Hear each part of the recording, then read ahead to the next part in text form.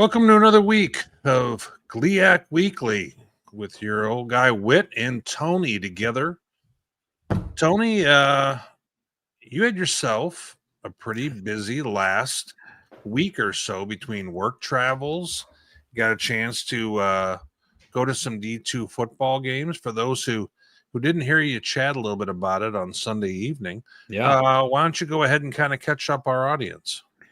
Yeah, so I had the good fortune of having a couple customers in the Kansas City area, so I was able to take care of that, and that facilitated my being at both the Pueblo Central Missouri game last Thursday night, and then the Grand Valley Pitt State game on Saturday. So got to see a couple of the kind of old time stalwarts, if you will, or cathedrals of the MIAA, and yeah, no, it was really great to get to do that. I enjoyed both barns, cool environments, lots of folks. Both those stadiums are kind of built right up against a street, so you could literally just drive past it, like you can do on some of the bigger schools' campuses. Right. A lot of the D2 or at least GLIAC fields tend to be kind of off the street or off into an area of campus where they're a little bit sequestered. And so kind of more of like an athletics area, if you will. So to be able to have, buildings that are right up against the fascias right up against the road, and you drive right past it and parking right next to it. I mean, that's just, I don't know, I thought that was pretty cool to see. That is pretty neat. I agree. Yeah. So, we'll give a chance to take a look at one of the GLIAC games that you were at here momentarily, but let's go ahead and kind of move a little bit into what we have to kind of open up the show, which is we're going to look a little bit at the results. And Tony, the GLIAC have been doing real well in non-con coming into this point. Coming into it. Not necessarily this week. 2-6. Yeah, 2-6 week for the conference. And with that, we had Ferris State with a win and Michigan Tech with a win, and everybody else not with a win. Correct. So Tony, I think I looked at it earlier. Everybody in the comments, don't quote me, but I want to say the conference is now 11 wins, 10 losses, something like that. So just a tad over 500. Yeah, is kind of what it was, I believe. And we're seeing a fair amount of kind of 500-ish results. The MIAA is in that same kind of ballpark. The Northern Sun, I think, was 4-4. So we're seeing plenty of this, but I think a lot of it's also, Tony, because we're seeing a real wide array of top teams, not some top teams, and just kind of a big mix. Yep.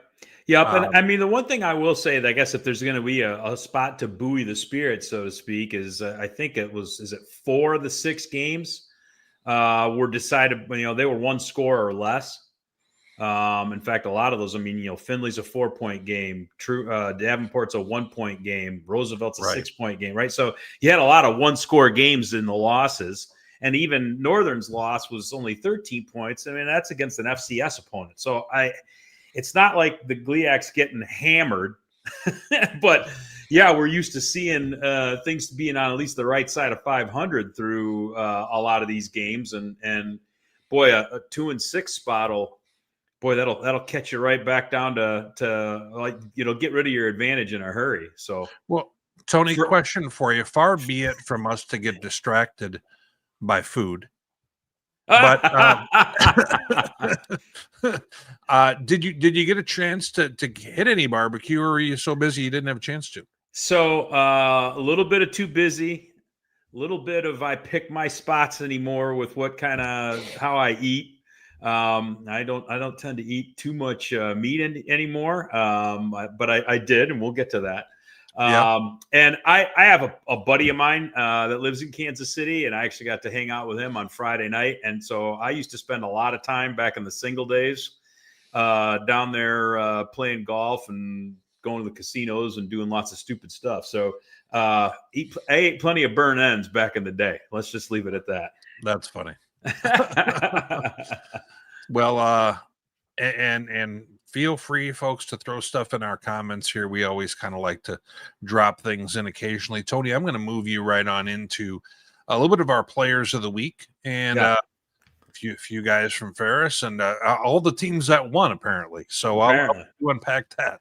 Well, and I was going to say that 2 and 6 weeks, Ferg knows about how much those bring your score down, but then I didn't want I didn't want to. Not even here, and he's I didn't want to, take advantage of the situation with that. I'm okay with you.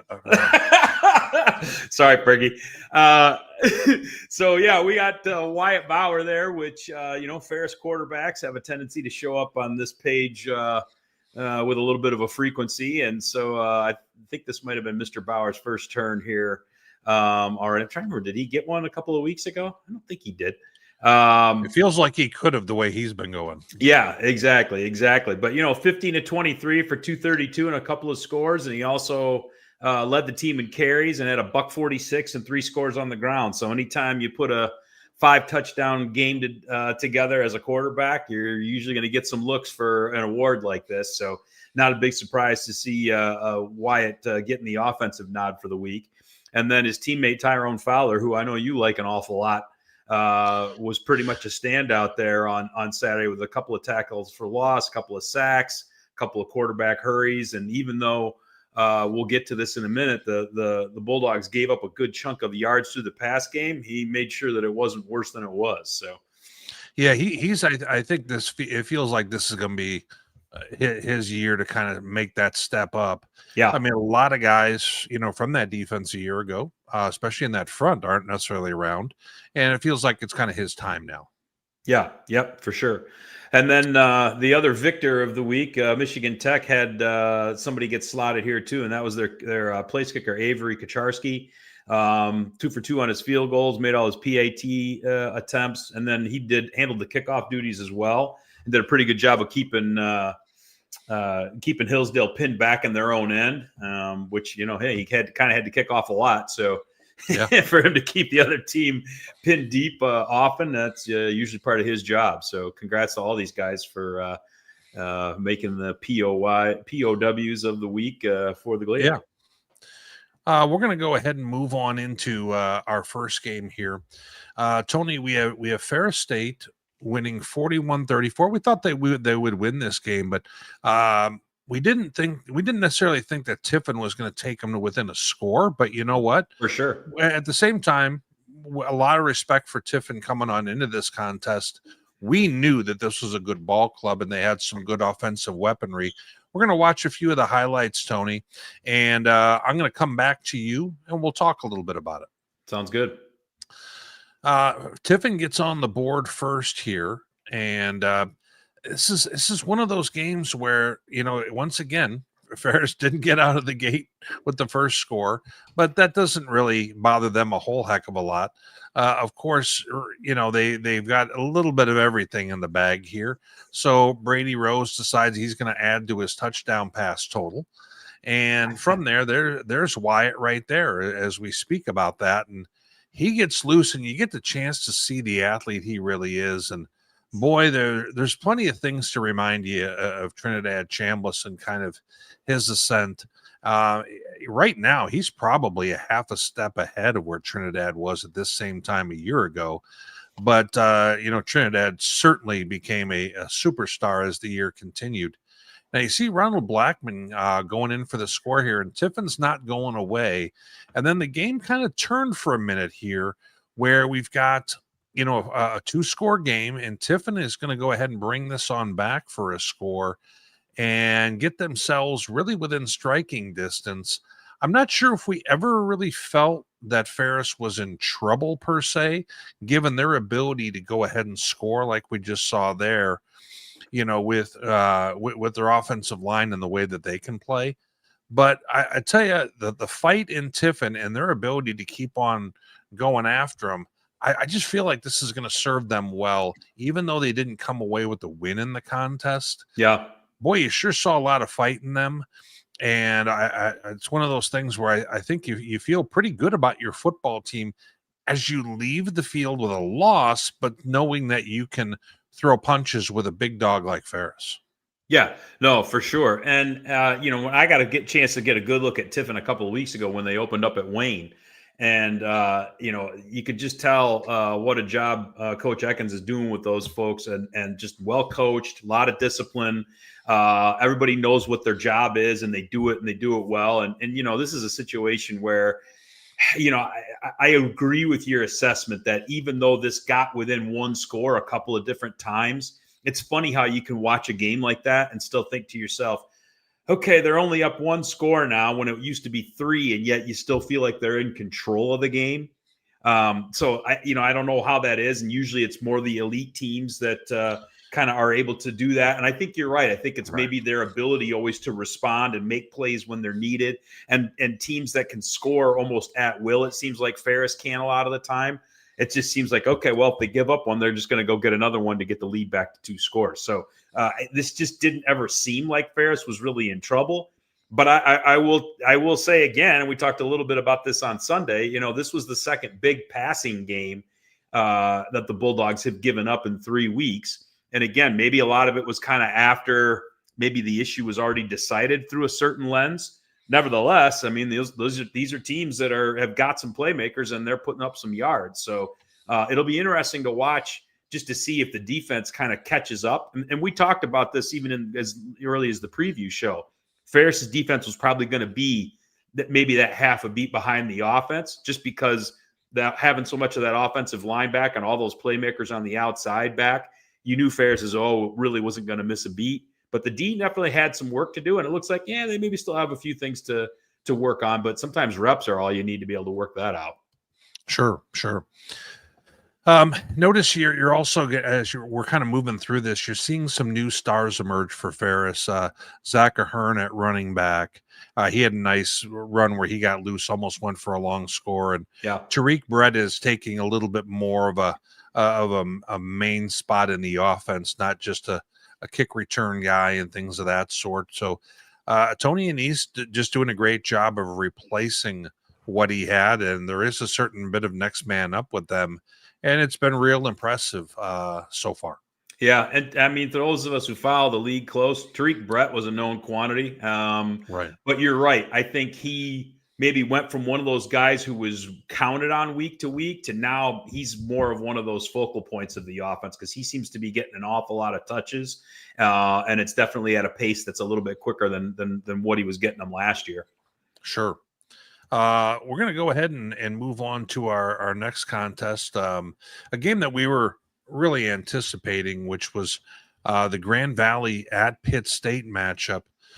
Tony, you had a chance to attend this. We're going to go ahead, watch a little bit of the video, then I'm going to have you go ahead and kind of talk your way through kind of your own observations here. Certainly when we pull up the box, one of the things that jumps off the page is the yardage 353 to 206 here. Yeah. But and Andrew Schuster with 2 interceptions. So, those things are going to immediately hit us. But let's go ahead and watch a little bit of the video from the contest. And we're here midfield after a first quarter that saw Pitt State, frankly, kind of in GV territory a fair amount, but they didn't come away with anything. And Luke Nigaman has a nice run here. He does a nice job for them in that package. And Pitt gets on the board here with a gunshot of a field goal here from 53 yards. And, it kind of was one of those moments, me watching the game, it kind of felt like Pitt had controlled the action more than the score was indicating. And a lot of times that ends up working against the squad in the end. But there's one of the interceptions that we talked about a moment ago, and that back half for Pitt's a pretty good group. And then you see here on the inside screen on the tunnel, just really they did a nice job, I thought, with that play. And this is a part of Pitt having a little more offensive weaponry than maybe we've seen in the recent past. But all that said, Pitt's going in for what feels like the kill, and then all of a sudden, going down their sideline the other way is the is everything changing in regards to the momentum here. And I remember this happened, Tony. I hit our guy Chuck up and I said, this game just flipped. Yeah. And the Lakers all of a sudden felt like they were gonna pull one out of the fire here. They started hitting a few plays in the passing game, and I think Pitt was kind of like, what's going on? Because they felt like they had control the whole way, and then they find themselves down right here as the Lakers go up, 14-10 at that point. But Pitt, responded here. And as we're taking a look, they score there. And I felt that their quarterback, Jackson Berry, I thought was kind of a key element for them in this contest. Tony, having a chance to kind of soak all this in, firsthand.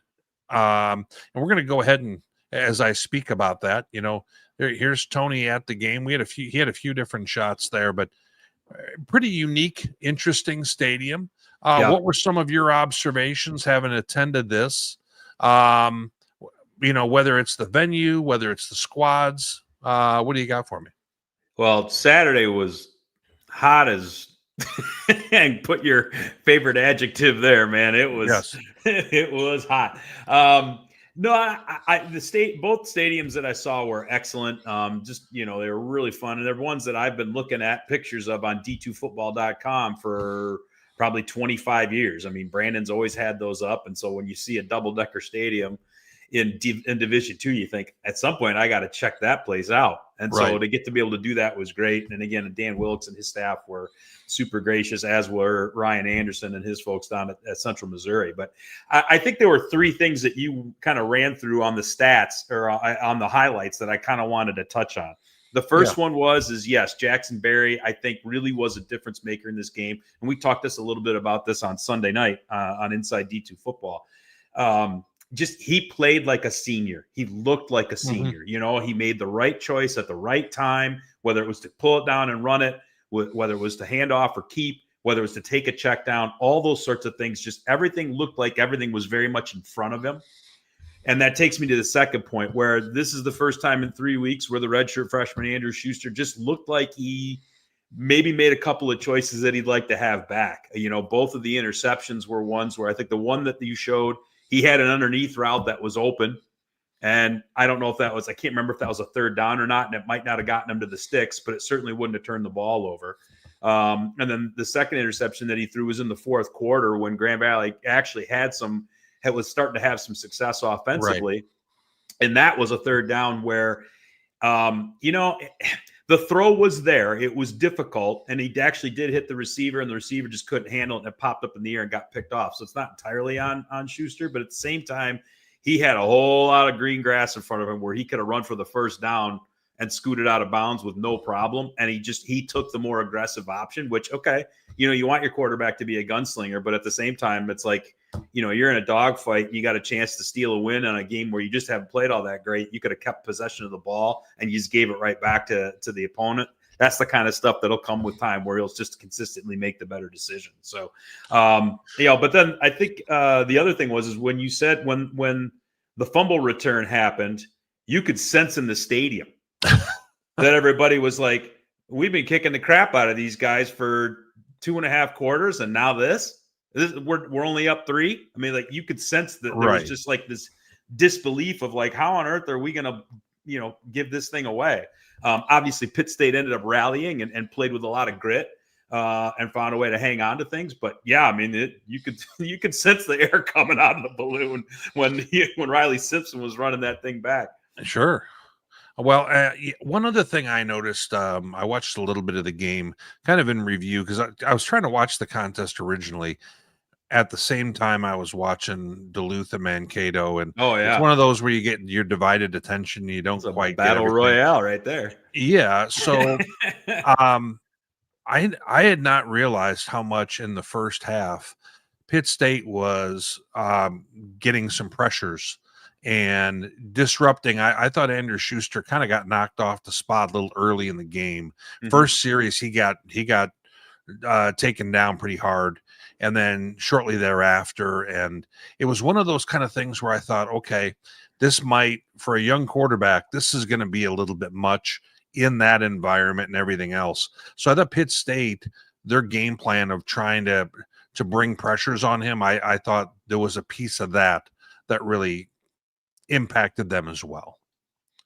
But as we've we've got a few questions here in regards to, we have Daryl asking here about how bullish are you on Pitt making the playoffs. I'll be honest with you, Daryl, since this is not the MIAA show, we probably won't go into great depth about that. That would have been yesterday, but let's just say that we feel pretty good about Pitt, despite the fact that they're 1-2. I think their defense looks good, and I think that they are developing and coming on offensively. So that's my take, Tony. What was your take in seeing them firsthand? So I would say that your point is number one. I think that the idea that they could run the table from here, there's a realistic component to that. I think the other thing that people have to keep in mind is this is the first year where winning your conference gets you in. Right. And the MIAA right now is I can't make heads or tails of what any of these teams are doing in that league this year. So the idea that anyone's going to go through that league slate undefeated, I think is a stretch. And I also think you might see a couple of 2-loss teams in that league at some point as we get to the end of the season. So the idea that Pitt State has to win out, that would really be the preferred way for them to get in, because that's the only way that they control their own destiny. But the idea that they could potentially slip up one other time and still find a way to win the MIAA, I don't think that's entirely inconceivable, especially now that the one team that beat them is figuring out what to do about a quarterback situation. So exactly my thought too. So I'm not going to sit there and make a prediction that the Gorillas are going to find their way into the bracket, but the idea that the season is over at this point, I think, is laughable. Yeah, I think that we kind of thought that was a bit premature when people were going down that road, and the same people who thought that we were crazy in ranking them. But I think Matt brings up an interesting point here. We didn't really talk a lot about the penalties, but boy, I tell you, it felt like every time I turned around, they were jumping offside at the wrong moment. There was a lot of that. There was a lot of that. Now, they were double-digit penalties, were they not? For the third week in a row, yes. Yeah. And being at the game, I saw some stuff where I could make a case that maybe it wasn't always all their fault. But when you go on the road, especially to a different conference, you're going to face that, and you got to play tight. And the Lakers just weren't tight enough, So I mean, it's what it is. And again, I mean, that's the Grand Valley fans have got to kind of pump the brakes a little bit. Again, you're dealing with basically 18 new starters or 18 guys who didn't have a ton of starts in their pocket coming into the season. And you just went down to one of the toughest places to play in the country, played one of the worst games you possibly could, and darn near snuck out of there with a win anyway. So right. You're right there. It's not like Grand Valley's going to go 6-5 this year or anything like that. So I think something tells me they'll learn a lot from this, and better days are ahead. Now, before you left, you had a chance. Now that's Witt over there. Yes, 2024, when Ferris State was there, and I was at Chicken Annie's. Now, you went to Chicken Mary's. Now, I don't know about Chicken Mary's. I was told to go to Chicken Annie's. Tell us a little bit about this. So you must have gone to a different location of Chicken Annie's. Okay. Because the two original Chicken Annie's and Chicken Mary's are literally like a couple hundred feet down the road from each other. Oh, you know what? I was so tuned into where I was supposed to be that I probably wasn't seeing things in a peripheral way. Yeah. And so the story goes is these were two wives of, I want to say miners of some kind. What gets mined in Southeast Kansas? I'm not sure. Oh, okay. You don't mean like minors, like people underage. Yeah, that's spelled with an E. It's been great, everybody. Thanks for tuning in. Peace and love. So no, miners with an E, as in Michigan. Oh, gotcha. The Miners Cup, things of that nature, right? So what is being mined down there, I don't know. But things got hard about 100 and some odd years ago, and a couple of the wives had good recipes for their fried chicken, and they started stands. And this is 100+ years later, the result, and these two kind of compete with each other, right? So that's interesting. If you do a little Googling on the old interwebs, they have the interweb, they have the internet on computers now. So I've heard. Yeah, I've heard this. Homer told me that. But at any rate, these are the two spots, and I think Chicken Annie's is maybe just a little crispier, lighter. Chicken Mary's a little heavier. I didn't necessarily care one way or the other on that. I heard Chicken Mary's had better sides, and then I thought, you know what? Why am I even hassling over this? If Witt went to one, I got to go to the other just to be contrarian.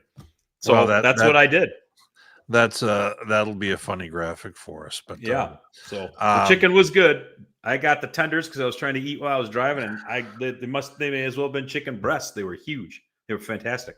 Well, I got fried chicken while I was there because I don't nothing on the light side when I'm going in there. But at the same time, I was there with Bob Eblin, outstanding, national columnist, and you can just tell by the picture how hot it was right there. I can identify with the heat down there. That was woof. But well, moving right along. Once again, it always comes down to food with us. That's right. Let's move on into the hottest team in the land. I guess there's a case to be made, right?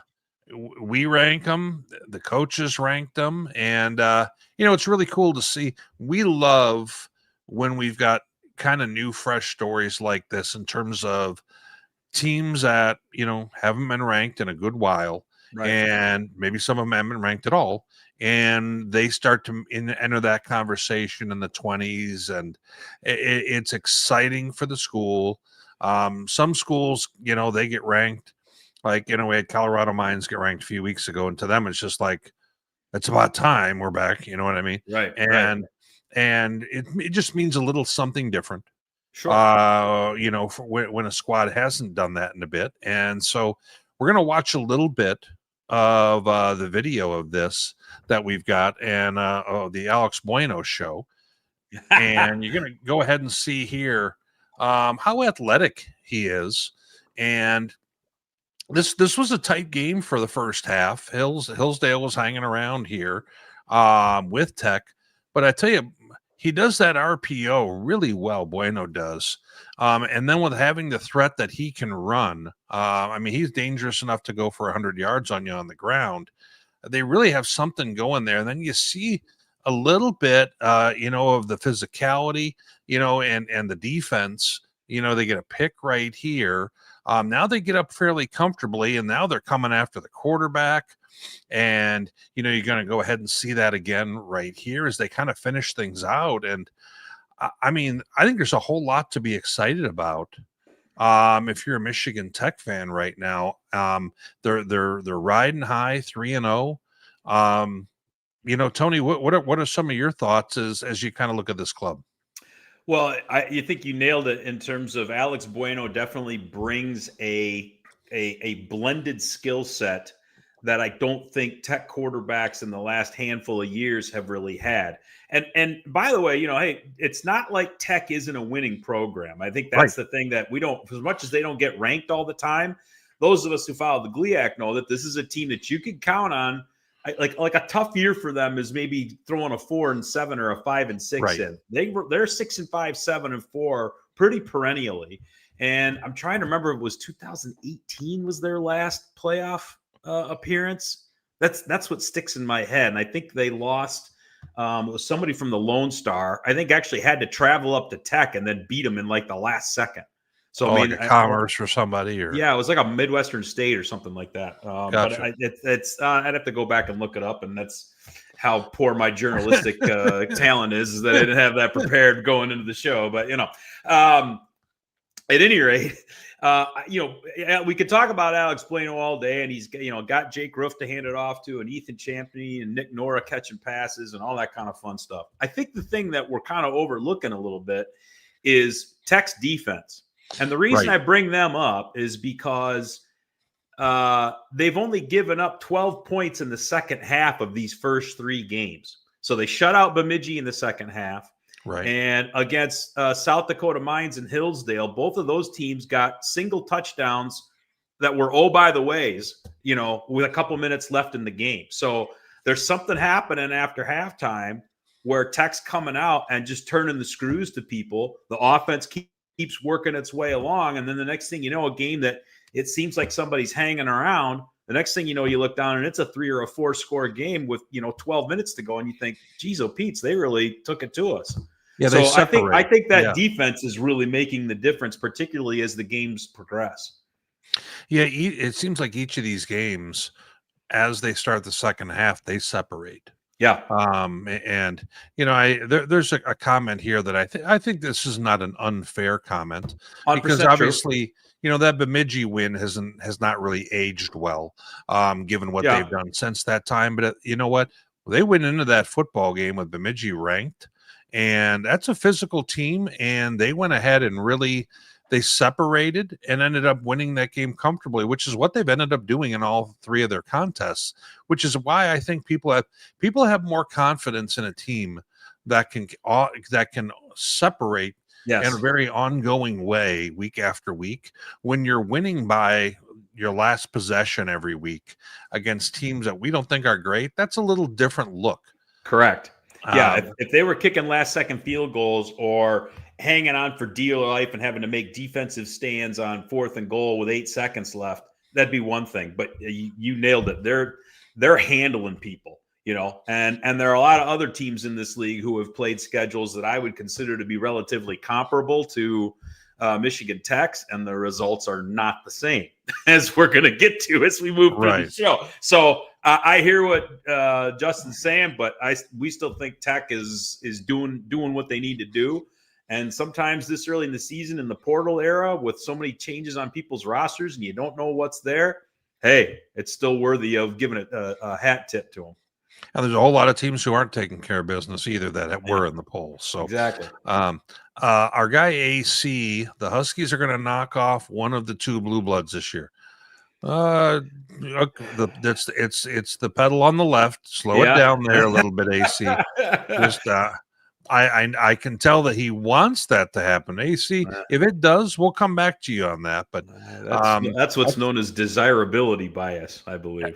that is a tall ask, but you know what? Not inconceivable. Yeah, they're doing good. So moving on into a few more games.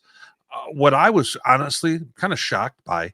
Now, don't get me wrong. I didn't think that from what we'd seen already, we had a concern that Saginaw was not where we left off last year. But at the same time, boy, I sure thought that this would be a get-back game for them. Oh, yeah.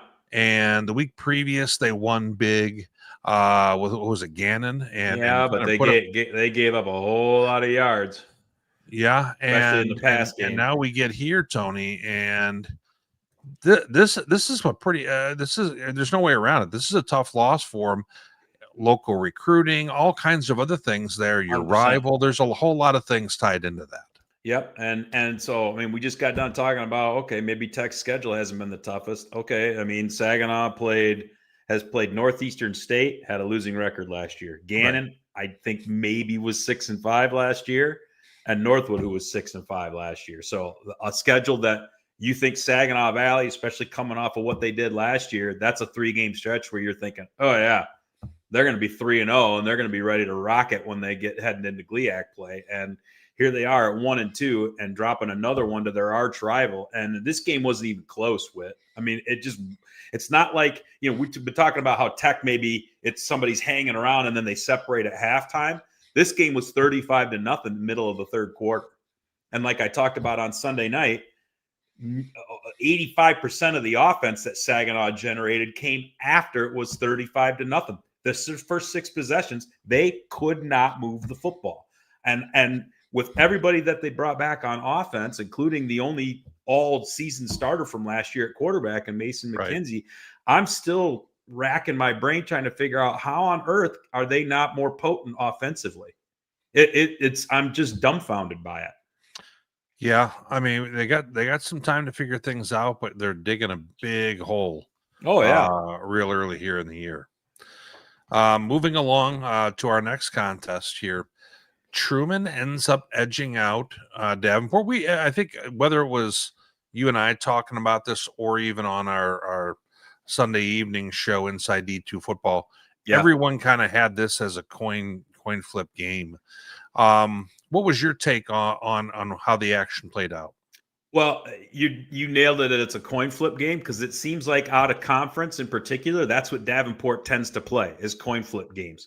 And it doesn't matter how much you think they might be better than their opponent going in, or if they're going to get somebody like a Truman who's been at the top end of the GLVC the last few years, and we know can play with a brand of physicality that's going to, kind of keep things tight.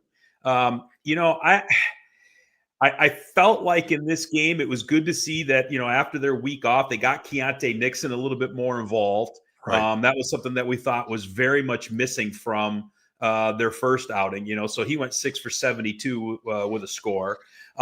Cephas Harris, the continuation of the Harris legacy at Davenport, had another great game, was over 100 again, had 3 scores. Dwan Mathis threw the ball a lot more and actually went the distance at quarterback in this game. And I mean, if you really look at the stats, Davenport actually played pretty well in this game. I mean, they outgained Truman by more than 100 yards, had more first downs, had a ton of time of possession advantage, but they just kept making mistakes where they couldn't finish drives. And I think we talked about that with another big game. With Central Missouri last week. Central Missouri was in Pueblo's territory all freaking night, but they couldn't finish drives. And so, this is one of those instances where they let somebody hang around and they didn't separate. And, this was, 14. They were, Davenport scored the first 2 times they had the ball and then didn't score again until the second half. So it's just like, they kept getting chances and spent all kinds of time in Truman State territory, but then threw a pick and gave it up on downs. I mean, it's just, you got to close out drives, and Davenport just didn't do it. Yeah, I was impressed with Davenport's balance. I mean, they had over 200 yards of both passing and running. Most of the time when you kind of hit those benchmarks, you put yourself in a real good spot to win football games. Yeah. But they get themselves in a lot of these tight games, it feels like. But when you have 8 drives end on your opponent's side of the 50-yard line, and 7 of them are like basically the 30-yard line are in, and you only score 4 times, you're just asking for a result like this. No doubt. Even though you're basically beating a team in every phase, you're not separating. Moving through some of our other contests here, we had St. Thomas out of the Minneapolis-St. Paul area. They win 20-7 over Northern Michigan. If I'm not mistaken, this game was kind of a low-scoring, tight contest, and then St. Thomas kind of separated a little bit themselves. But what are your thoughts about kind of where Northern Michigan was in this football game, and then kind of bigger picture, how we look at them after 3 weeks? Yeah, well, this is another nominee for Bittner's boxes. You don't really want to look at the box score on this one because there's not a lot to see. With all that said, I will have to admit, if you really look at the margin of victory for Northern or the margin of defeat, they keep playing close games. Yes. Obviously they gave Moorhead a real good run and only lost by, I think, 6. They lost by 5 at Northwood. And this game, 13 points down to a Division I team that was pretty efficient in the pass game. UST's quarterback was 13-19 for 221 and 3 scores. I mean, so they moved the ball efficiently, but Northern did a great job stopping the run. Northern ran the ball. They got a decent total, but they really didn't get a lot of yards per carry, but they were doing just enough to kind of win the time of possession battle. And I think the thing that I'm noticing about Northern this year is they're a little bit more diverse on offense than what we saw from them the last couple of years, going almost strictly with the option attack. And again, I think they're playing a lot better defense. I'm really excited actually to see them start playing some GLIAC teams to really get a good feel for what they actually are. Because let's face it, when we saw them out of conference last year, they just kind of weren't competitive again. But they've had 3 straight weeks where they've played people tough.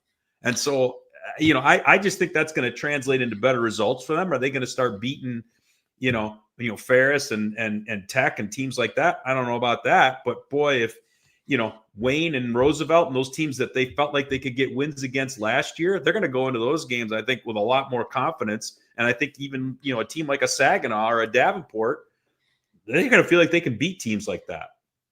Yeah, I think if you look at their comparative scoring here across the board, it sure gives you some faith that they're going to be able to notch a few wins this time around, and maybe even more than a few. Because let's be real frank, some of the teams that were directly in front of them aren't setting the world on fire, and so I see no reason why they can't get some wins probably sooner than later.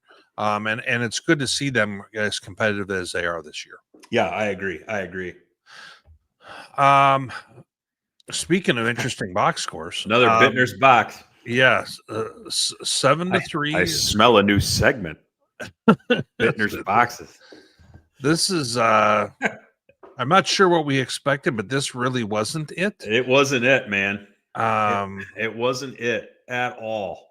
Yeah, we go from Finley bettering Indy in a bit of a shootout to 7-3 here, but it's the ground attack. Witt Finley ran for 272 against UIndy, and they had 36 yards on the ground in this game for just over 1 yard a carry.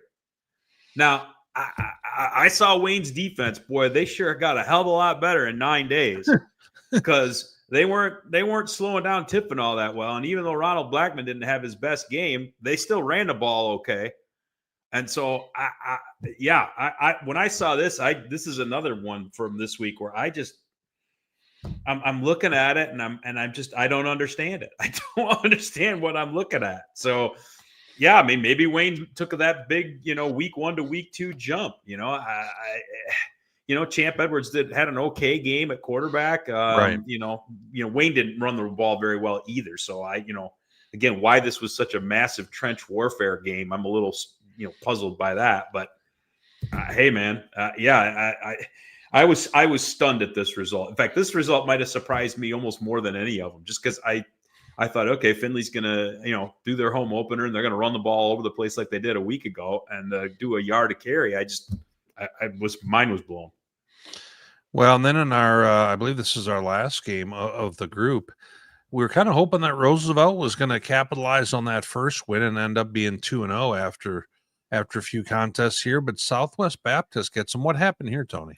Well, I think Roosevelt must have had a hangover from the win the week before or something, because they just came out flat in the early going. I mean, this game was 20 or 33-7 early in the third quarter, and then Roosevelt kind of finally woke up and decided to put up a 20-0 fourth quarter and just fell a little bit short. But yeah, I mean, I was surprised at how well Roosevelt played defense the week earlier. For them to give up all that yardage and all those points in this game, that was really surprising to me. So about 500 yards and 27 times that Southwest moved the chains. So exactly. And I'm excited for Roosevelt, and that we kind of didn't know what they were going to do at quarterback. And Zach Zella had another really good game. 325 and 4 scores. I just he might have wanted to do some of it in the first and second quarter instead of all of it in the fourth. Maybe the result would have tipped a little bit. Well, it's good to see. They're obviously making a bit of a step forward as well. I would agree with that. We're still a few weeks away from seeing some of those contests. That kind of moves us on into what do we have coming up, and we've got New Haven on the list. That's a name you didn't expect to see.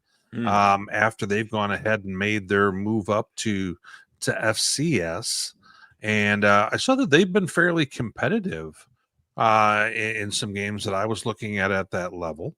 So maybe, yeah, I was going to say. So I'm not entirely sure what to think of that right there. But we've got Saginaw at New Haven. We've got Davenport at Northern Michigan. We got Roosevelt with Wisconsin Oshkosh, who is.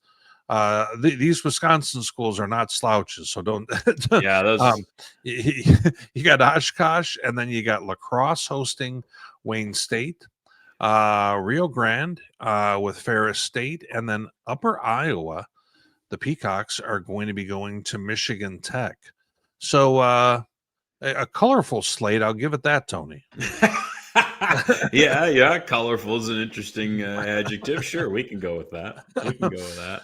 So let's go ahead and move on into that first game with Saginaw and New Haven. Yeah. What do you? I mean, we've talked plenty about Saginaw, and I think our fans know plenty of what we think about them at the moment. What do you see with New Haven at this point? I can see that they're giving up plenty. They're giving up plenty, and that's a big part of it. In their first couple of games, they took it on the chin pretty well, and then they managed to get a win, I think, over Albany this past week. That was the one I saw. Yeah. Yep. So they lost to Marist first, and I'm trying to remember who beat them the second week. That second game, they got run over pretty well. Gotcha. I want to say it was like 600 yards of offense and that type of thing. Yeah. But I mean, hey, you're new to FCS. You're going to be kind of taking your lumps a little bit in the early going of some of that. This is the home opener for the Chargers, so I'm sure the home fans are going to be glad to get in and see them. I have to admit I'm impressed with the fact that they did get out and get a win in FCS already. Just because, with all due respect to the teams in the Northeast 10, that's one of those conferences where, boy, once they start stepping outside and playing teams, from the middle of the country here, it doesn't usually go so well. And this was a game that, to be perfectly blunt, I thought when I saw this on the schedule, I thought, Saginaw is going to go and they'll hammer them, and that'll be what it is. But based on what we've seen now from Saginaw after 3 weeks, and I forgot to change their record to 1-2. I'm not so sure.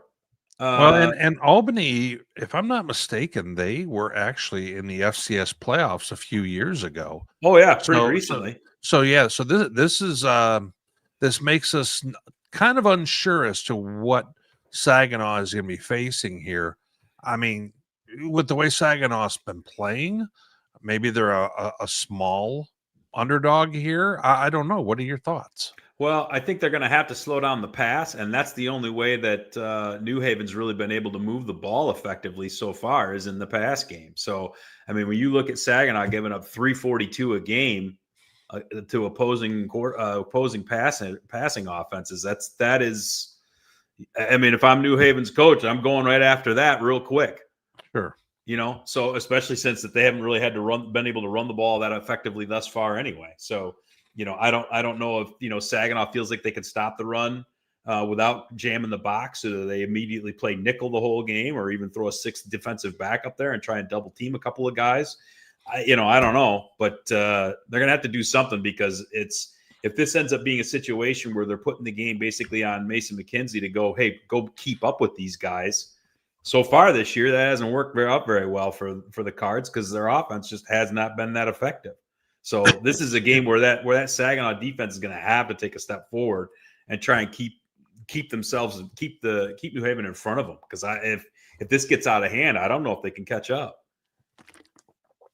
Let's move to our next game, Davenport and Northern Michigan. This doesn't seem like it would be beyond the realm of possibility to be within the swing of Northern Michigan, given what we've talked about, but I don't know if they're ready to beat the kind of mid to upper level of the GLIAC yet. What are your thoughts about this coming in? Well, this is if you note there in the middle there, we've called this part in French. The joke pays off in like week 9, I think it is, or week 8. Yeah. But this is actually the first GLIAC contest of the season. So these two teams are playing each other twice this year. This one is a GLIAC game. The second time they play each other down at Davenport here, and I guess I think it's week 9 or something like that, will be a non-conference game. I'm not privy to what the logic was on any of that, but that's just how it is. So, but back to your question, Witt. This is an interesting game from the standpoint of how we've seen Northern playing some teams and maybe being a little bit, more comfortable with over their skis than maybe they were the last couple of seasons. And they're at home. Yeah, and they're at home, in which they tend to play better in that dome. That's a historical kind of a fact. This is a game. If I'm Davenport, my radar is fully engaged. Like, hey, we can't go up here and just expect to run over these guys like we have the last couple of years. This is a Northern team that seems ready to be able to start playing some of these teams tough and knocking you off if you don't play 60 minutes and keep the mistakes minimized. So I'm actually really excited to see this game.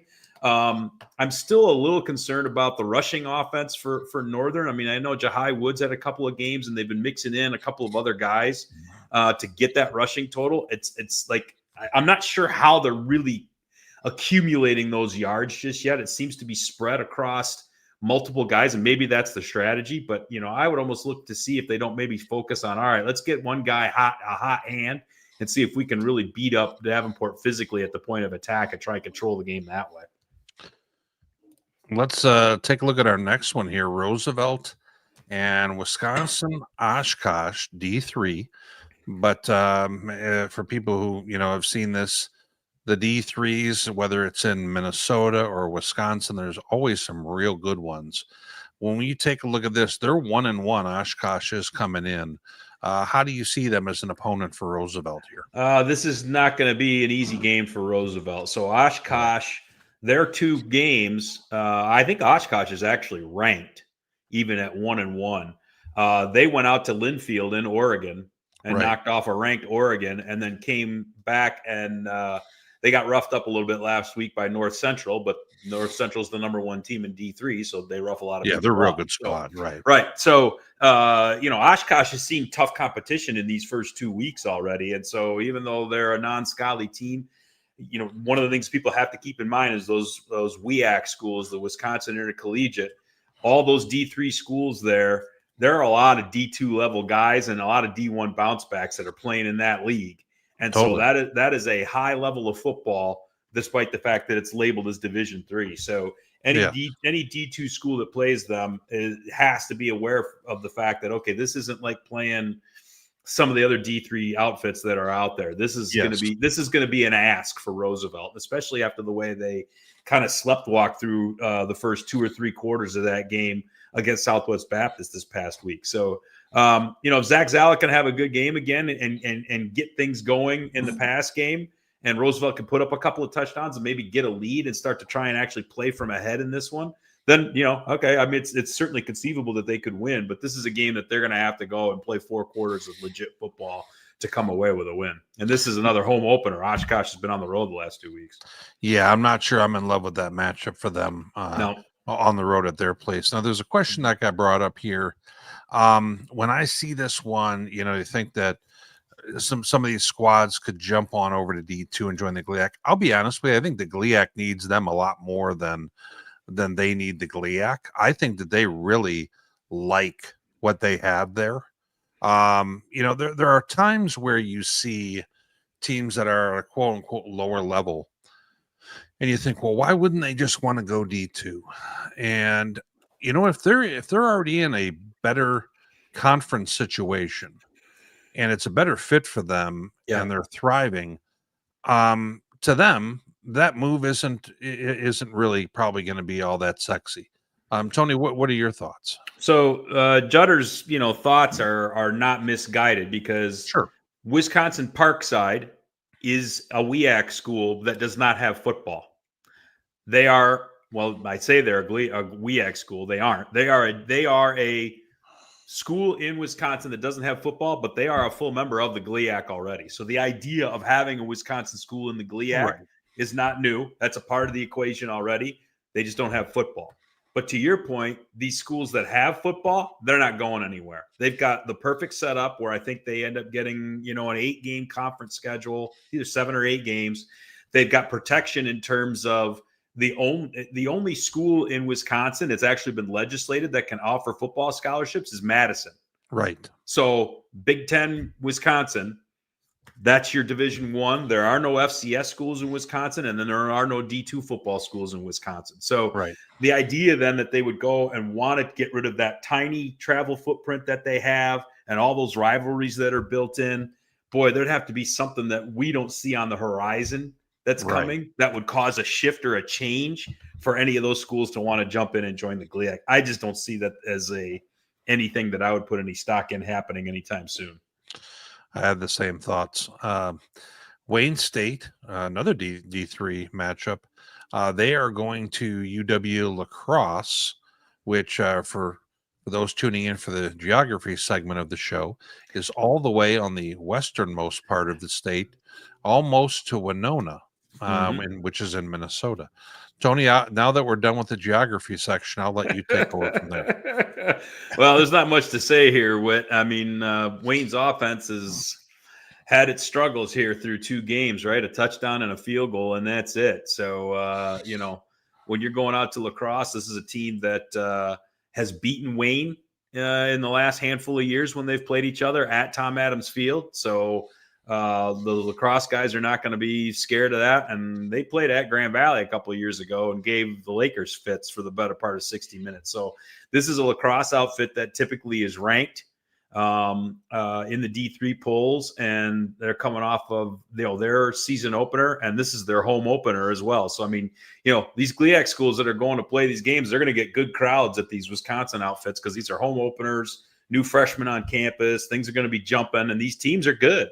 Like I say, even though Oshkosh has a loss already, they're ranked and they played 2 tough opponents. So to me, Champ Edwards is going to have a big game. And the defense is going to have to see if they can replicate the performance that they had against Finley. If they can keep La Crosse's rushing attack down and make them throw the ball and so they know what's coming, okay, maybe they got a puncher's chance. But I am very concerned about Wayne actually going in there and being able to get a win in this game. Well, and the win, UW La Crosse has already notched a win over 18th ranked Carnegie Mellon, Thornton Mellon. I mean, out of PA. So him too. Yes, exactly. These are some tough games here against some D3s. So we'll have to see how those go. Rio Grande, NAI, if I'm not mistaken, a brand new program. I could be wrong. Playing number 1 Ferris State. Sounds like an even match. We joke around about the Ferris schedule because frankly, no one's looking to play them. Let's be real honest. A lot of the other top teams run into this same situation. Yeah. We talked last night with on the MIAA show with Tom Anthony from Pitt State, and he talked about the same thing. So the teams who are in the top 5, 6 on a pretty regular basis, they have a hard time scheduling people. And sometimes the other squads just have to find an opponent. I think that's a little bit of what we have here. Yeah. This is going to give Ferris a chance to let the next quarterback in line get some touches, running backs, and everybody else, especially in a home game like this, Tony. I don't know what the spread is, but I will take Ferris to cover. Yeah, I would agree with that. And that might only be the only way they don't cover is if somebody that we don't know ends up getting all the reps at quarterback. Because I'm sure I'd like to think Wyatt Bauer is going to get a series or 2, but you're probably going to see a lot of Chase Carter. You'll probably see some LeSean Mumpfield. We've seen Carson Gulker do more at tight end or H-back this year, although he did take some snaps at Lake Erie at quarterback. So I don't know, maybe we'll see him just kind of keeping his chops sharp. But you're right. This is a Rio Grande outfit that, they used to have football several decades ago, and they just reinstated it this year. So this is a brand new bunch. They've played 2 games. They actually had a 6-0 lead in their first game. And then the 7 quarters that have transpired since have netted no points. So I would look for that trend to continue. Yes, they're pacing themselves, readying for this contest here, but could be.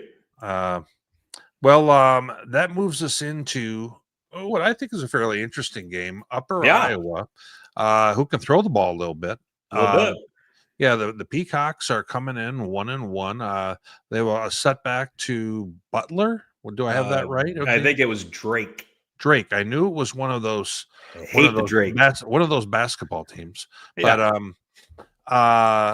and they, I don't think that they laid down from what I recall. I think they didn't play them poorly. And 41-7. Okay, then they did lay down. Okay, I don't know if they laid down, but it wasn't a particularly close affair. They kind of didn't have a choice, probably. But at that point, 32 points a game, though, because they had a big scoring output this last week, and they they show they can throw the ball a little bit. When their wideout ended up getting our player of the week because he had a monster, big guy, 6'4".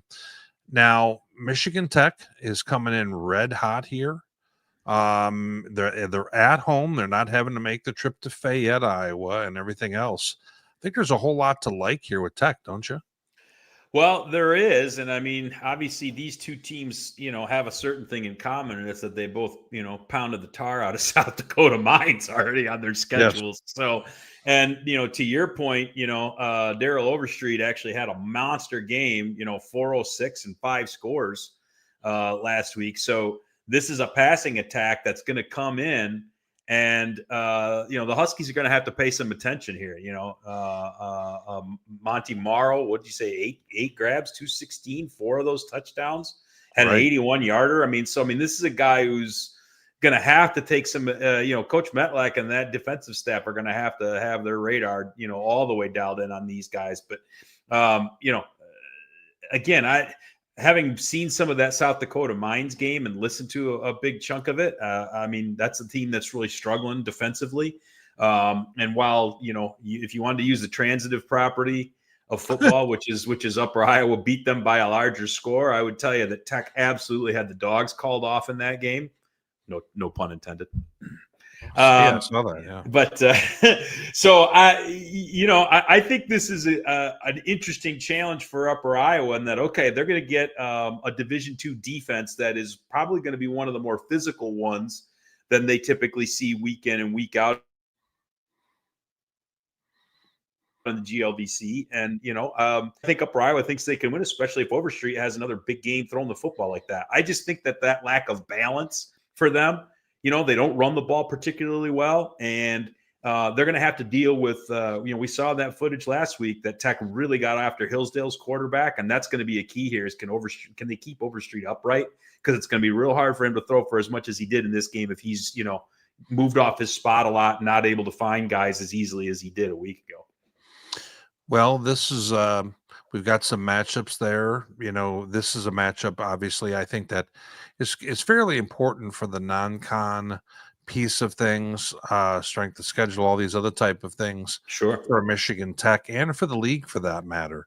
Mm-hmm. So interesting slate of games. We'll call it colorful. We'll see how they turn out when we next chat. But let's hope that Michigan Tech keeps this rolling. They're a real interesting story about how they've started off and gotten out of the gates the way they have.